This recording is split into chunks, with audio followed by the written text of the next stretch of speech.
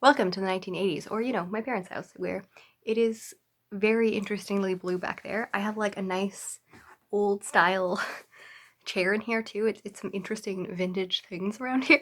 I'm visiting my family for 10 days over the holidays and I came early, so I'm really excited. I got to meet my baby nephew last night and he is adorable and he is so snuggly, so I am so happy. He's 5 weeks old and it was so hard not to drive down and visit earlier, so I was so happy to see him. I'm seeing Spider-Man tomorrow and I'm so psyched. I'm avoiding spoilers and like not going on the internet. And I'm writing my final papers, and one of the women that I'm talking about in my papers is Corrie ten Boom, which is a hero that I've had since I was a young woman who was, well, like a young child. I was like 6, and she was a woman who worked a lot with people who are marginalized in the Netherlands. She hid Jews during World War II, and then she ended up being imprisoned and going through Ravensbrück and a lot of other terrible concentration camps. And then when she came out, she was actually released on a technicality. And one of my favorite stories is that she was a Christian and her sister was like,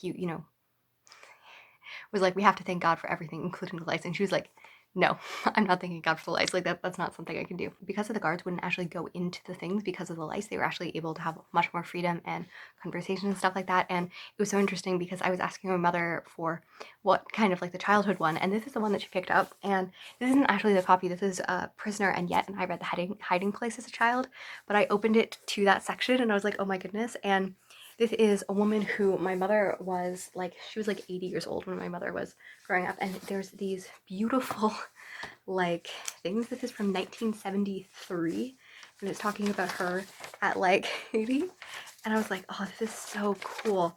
And it says please return, and it has some more in there and it's so cool. 1964.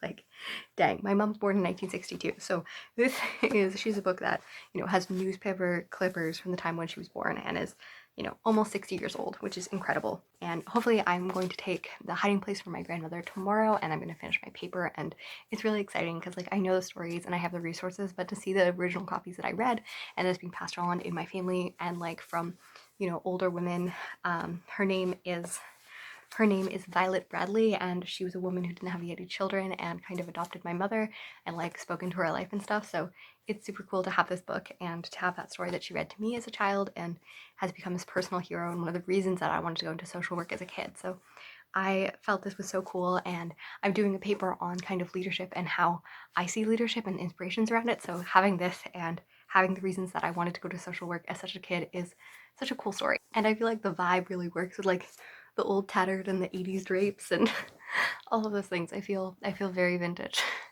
Anyway, so what are the books and stuff like that I read this year? I have not read anything really in the last, well, I read a little bit of The Ghost in the House, and this was very interesting, especially as a book. It was only about 4 hours on audiobook, and I was like, okay, this is a perfect book to read as I'm writing a bunch of papers and I'm doing a bunch of stuff and I just need a little break. And this is a book about a woman who she wakes up in the house where her and her husband have lived for all of these years, and there's a child here and there's another woman here, and she's very confused. Pretty early on we find out that she is dead and she's been dead for 5 years and her husband has remarried, and it's a lot about grief and a lot about moving on, and it's very quiet and it has these intergenerational, because she's kind of learning to realize who the other woman is, like who his new wife is, who the daughter is. A lot of the relationship is between her and the daughter, and there's a lot about the fact that she originally kind of almost thinks that the daughter is this manifestation of her own children because she's had 3 miscarriages in her life, and there's this grief around that, and she's in her late 30s when she died, and she's thinking about like, oh, that's about the same age. Like I think I was 24 the first time that I had my first miscarriage and I'm 37 now, so like the 13-year-old kid would be about the same age.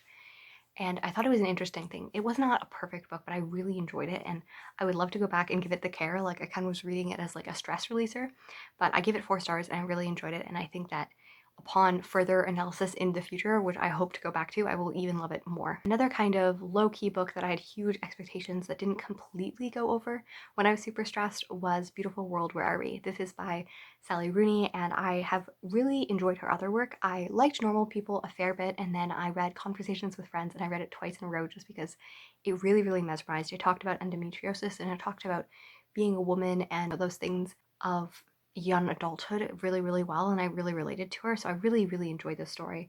But this one didn't work for me. When people talk about a lot about it, they sometimes talk about like the kind of feelings of nihilism toward the future, and that's not really what I think that I struggle with. Like, I believe in a bright future. I believe I often get called a hypocrite because I believe in the capacity for good and the capacity of wonder while also believing in the brokenness of the world.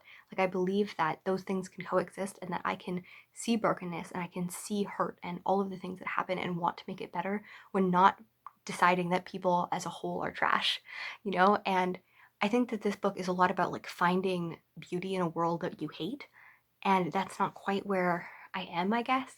It definitely could have been a 4 star because I definitely enjoyed some of the dynamics, but I thought the relationships with the men were iffy. One of the main characters, I'm forgetting their names already, but the man has known her since she was a baby and like they became friends when they were teenagers, but she's 5 years younger than them.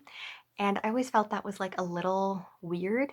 And I would have been fine if they had have like met as adults and reconnected and had that relationship. But the first time they like have a sexual relationship, she's like 19 and he's in his mid 20s.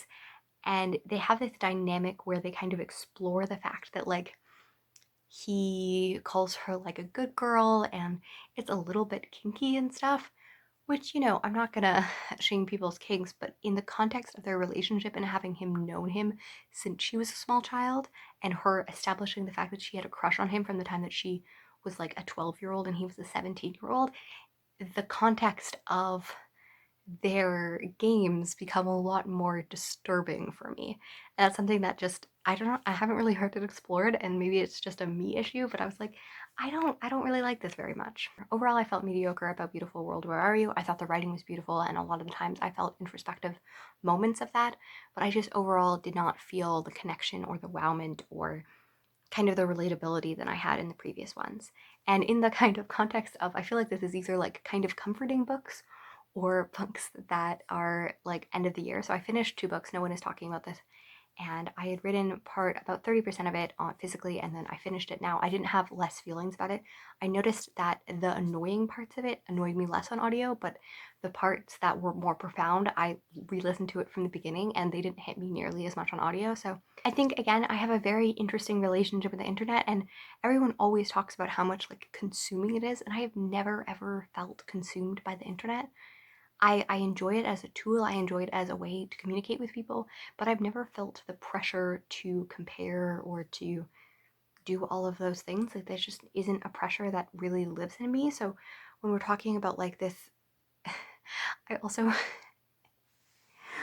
I also have always tried to pretentiously not enjoy memes. Like, part of me being like, I want to be like, I just don't find them funny. Like, I find literary ones funny, but like every time I say that, I just found like such a prick, and I don't want to sound like a prick, but I just really, really don't like meme humor. And I think that that's a part of the internet that I've always tried to avoid. So it being like, this is what the internet is, or like, this is how people really relate. And I'm like, I've never related to the internet this way. She's in her late 30s. I'm, you know, in my mid 20s. So there's a difference between there. But like, I grew up with the internet, but I also didn't grow up with the internet as much.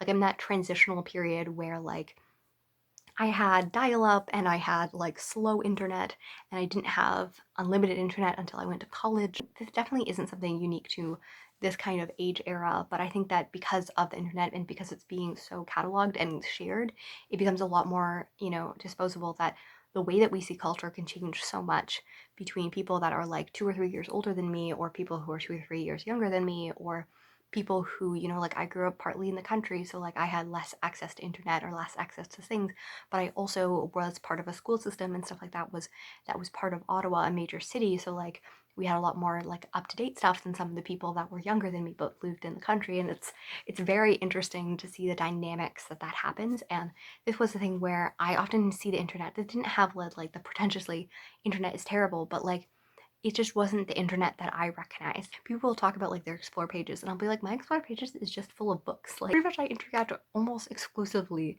on the internet with books and fandom, and I have since I was 11 years old. Like, I have never my interaction with the internet has never really been outside of fandom or outside of book. So the other kind of things I just don't really relate.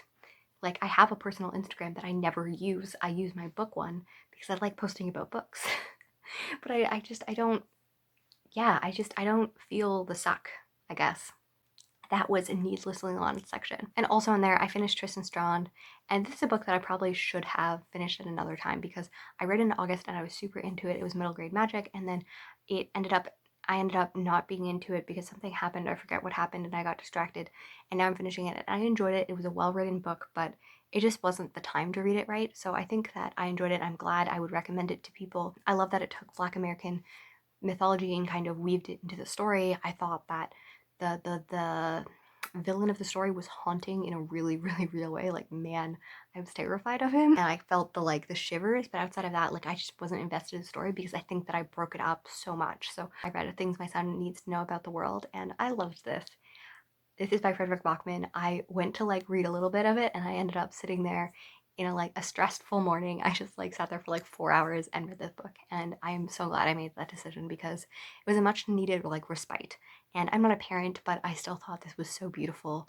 There is some sections about love. There's some sections about being a man and how kind of masculinity is passed on, and how do we break down his ability to look at his toxic masculinity and then go and believe women and stuff, and how he hopes that his son will be quicker to learn these things. And I got to, well, not meet, but hear Frederick Bachman speak about 3 years ago at my local library, and it was very good because a lot of people were talking about Beartown and they were like trying to commend him, and he was like, this isn't like, I'm not the best person to talk about like this, and it's a humbleness that comes from a realization that like, it's not like a, oh yeah, I'm not really the person to do it, but I'm going to do it. But there's a kind of like, I want to talk about this because a lot of men don't talk about this, and I want to talk about hockey, and I want to talk about these things and talk about these things that don't often get talked in this realm. But I also acknowledge that I'm not some superstar for having written this, and that comes across. He's definitely, some of the humor and references and stuff like that are very 2012, and I'm like, some of these things I would like to be a little bit improved to 10 years later. But